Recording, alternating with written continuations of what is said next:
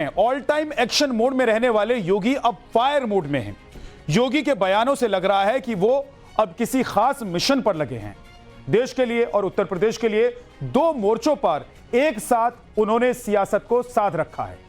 एक तरफ वो अपने एक्शन से जनता का दिल जीत रहे हैं, तो दूसरी तरफ बयानों से विरोधियों के जो नेगेटिव सेट किए जा रहे हैं उनके द्वारा, उनके खिलाफ, विरोधियों के द्वारा उनके खिलाफ, उसको खत्म करने, उनकी कमर तोड़ने में लगे हैं। योगी ऐसे बयान दे रहे हैं जिसकी काट विरोधी खोज नहीं पा रहे हैं।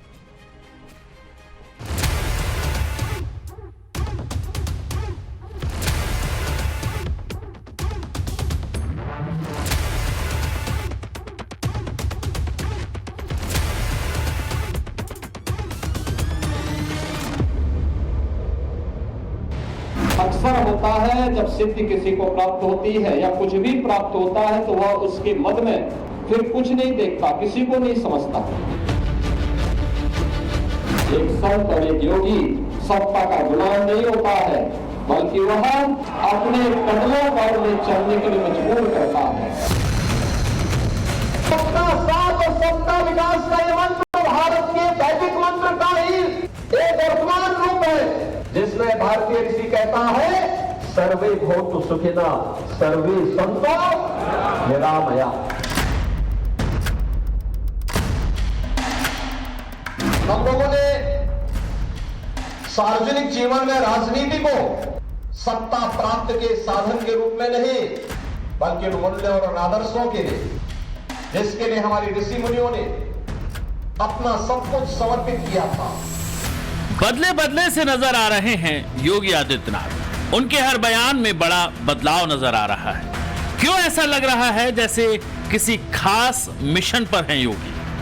बीते कुछ समय से जब भी योगी कुछ बोल रहे हैं तो हटकर बोल रहे हैं, कुछ अलग बोल रहे हैं, आक्रामक बोल रहे हैं, टारगेटेड बोल रहे हैं। पूज्य संत अघोराचार्य बाबा कीनाराम जी के 425वें पावन अवतरण दिवस के मौके पर चंदौली जनपद में आयोजित उनके जन्मोत्सव समारोह में योगी ने जो कहा, पहले उसे सुनिए।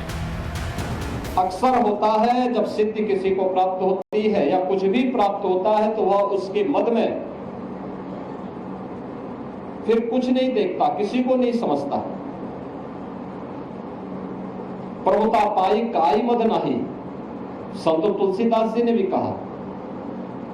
लेकिन बाबा ने अपनी साधना का उपयोग, इस सिद्धि का उपयोग राष्ट्र के कल्याण के लिए किया, लोक कल्याण के लिए किया।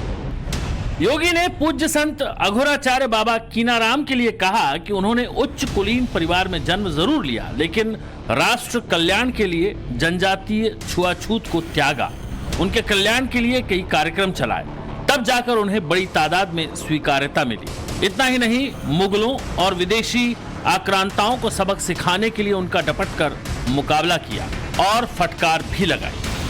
मुगल आक्रांताओं को भी उन्होंने उस समय सबक सिखाने के लिए सांझा को भी डपट करके भगाने का काम किया था, जो उनके चमत्कार को देखने की प्रतीक्षा कर रहा था। उन्होंने विदेशी आक्रांता उस समय के जो शासक थे उनको फटकार लगाई थी। यानी ये चीजें दिखाती है एक संत और एक योगी सत्ता का गुलाम नहीं होता है, बल्कि वह अपने कदमों पर चलने के लिए मजबूर करता है। एक संत और योगी सत्ता का गुलाम नहीं होता। योगी आदित्यनाथ स्वयं एक संत हैं। बाबा गोरखनाथ मंदिर के वो महंत हैं जो अपनी जाति त्याग कर नाथ जोगी बन गए। लेकिन दूसरी तरफ उत्तर प्रदेश के मुख्यमंत्री भी हैं और इस मंच से कह रहे हैं कि एक संत सत्ता का गुलाम नहीं होता। मौका भले चंदौली के रामगढ़ गांव में जन्मे पूज्य बाबा अघोराचार्य कीनाराम जी महाराज के जन्मोत्सव समारोह का हो, जिक्र भले 425 साल पहले का हो, लेकिन योगी आज उस संत को समसामयिक सियासत के ताने बाने में लाने की कोशिश कर रहे हैं, तो यूं ही नहीं कर रहे। किसी मिशन के तहत वो संत, सत्ता और गुलाम का किस्सा सुना रहे हैं। देश की सियासत का मोमेंटम देखिए। विपक्ष क्या कर रहा है? विपक्ष जाति आधारित जनगणना की डिमांड कर रहा है, मांग कर रहा है। मतलब 80% हिंदू आबादी को जातियों में बांटना चाहता है और इसी बंटवारे में विपक्ष अपने लिए सियासी ताकत और भविष्य को तलाश कर रहा है। राहुल से लेकर तेजस्वी तक और अखिलेश यादव तक हर कोई जाति आधारित जनगणना की मांग कर रहा है और इसी जातिगत बंटवारे को भारतीय जनता पार्टी के खिलाफ हथियार के तौर पर इस्तेमाल कर रहा है। विपक्ष के इस नैरेटिव को ध्वस्त करने के लिए योगी क्या कर रहे हैं? अभी हाल ही में योगी ने एक बयान दिया जिसमें उन्होंने राष्ट्र के सशक्त होने के लिए हिंदुओं से एक रहने की अपील की और एक न होने पर जो खतरा मुंह बाय खड़ा है उसकी मंच से चेतावनी दी। राष्ट्र से बढ़कर के कुछ नहीं हो सकता, कुछ नहीं हो सकता। और राष्ट्र तब सशक्त होगा जब हम एक रहेंगे, नेक रहेंगे, तभी नेक रहेंगे।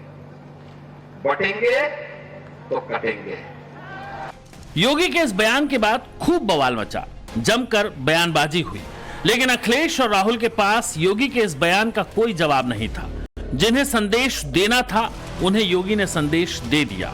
मीडिया से लेकर बयानबाजी में तमाम तरह के मायने निकाले जाने की कोशिश हुई, लेकिन मकसद साफ था, विपक्ष की जातियों को बांटो और राज करो की रणनीति को ध्वस्त करना। सब कुछ देश के नाम,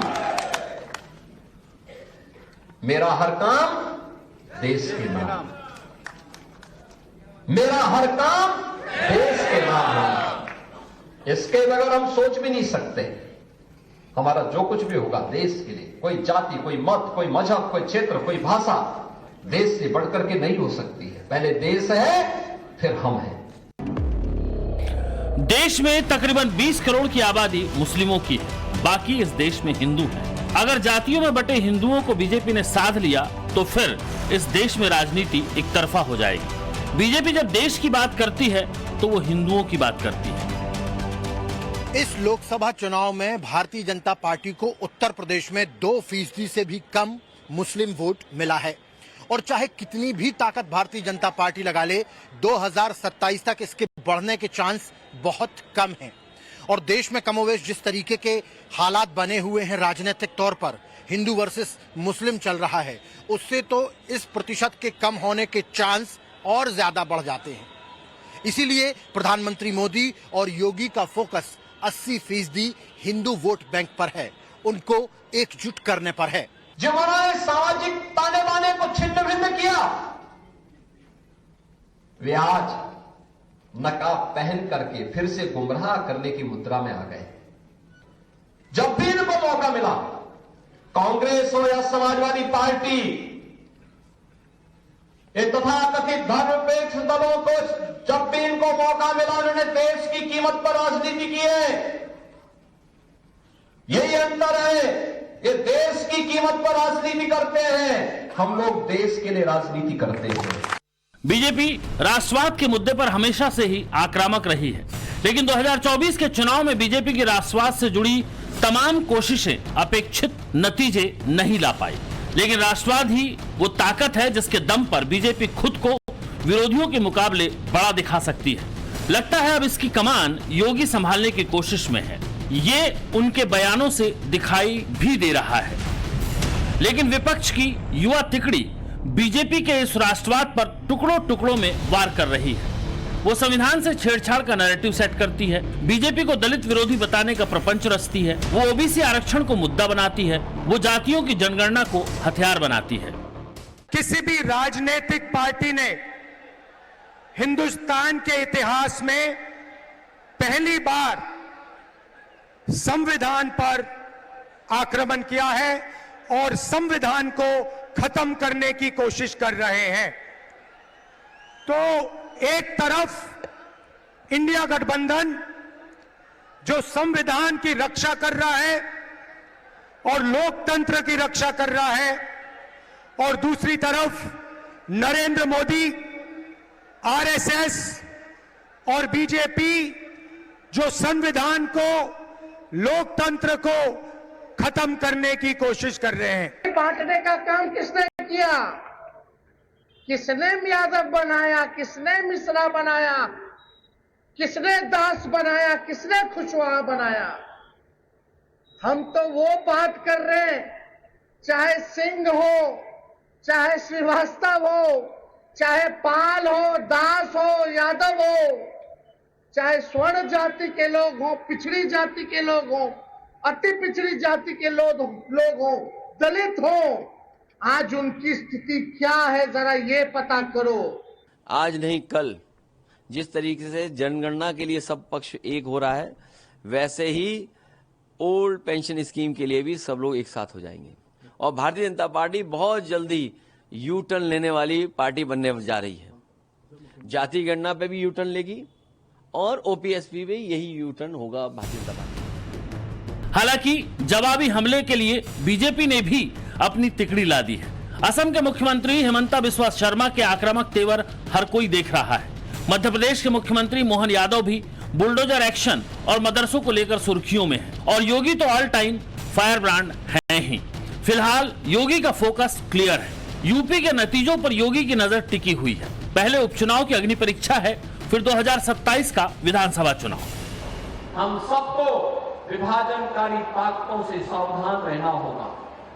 जो लोग जाति के नाम पर बांट रहे और जब सत्ता में आते हैं तुष्टीकरण की पराकाष्ठा में जाकर के राजकता फैलाते हैं, दंगाइयों के सामने घुटना टेकते हैं, दंगाइयों के सामने नाक रगड़ते हैं और उसके बाद दंगाइयों का गुस्सा बढ़ता है, तब न बेटी सुरक्षित होती है न व्यापारी सुरक्षित होता है। बेटियों की सुरक्षा को लेकर योगी ने लगातार एक्शन लिए हैं। अयोध्या में तो समाजवादी पार्टी को बैकफुट पर आना पड़ गया। डीएनए सैंपल के आने से कन्नौज के नवाब सिंह यादव की मुश्किलें बढ़ने के बाद अखिलेश को सोशल मीडिया पर ट्रोल होना पड़ रहा है। वहीं पेपर लीक मामले में विपक्ष ने जिस तरह से योगी को घेरा, उसका जवाब भी योगी ने दमदारी से दिया। और सबसे बड़ी पुलिस परीक्षा को जिस फुलप्रूफ तरीके से योगी ने हैंडल किया, उसने एक बार फिर योगी की लॉ एंड ऑर्डर वाली सख्त छवि को सामने ला दिया है। अब ऐसे में अगर अंदरूनी कलह को समेटते हुए योगी ने उपचुनाव और 2027 के विधानसभा चुनाव की बाजी को अपने प्रभाव से पक्ष में कर लिया, तो योगी का रौब और रुतबा विपक्ष के लिए संभालना मुश्किल होगा। ब्यूरो रिपोर्ट, टाइम्स नाउ, नव भारत।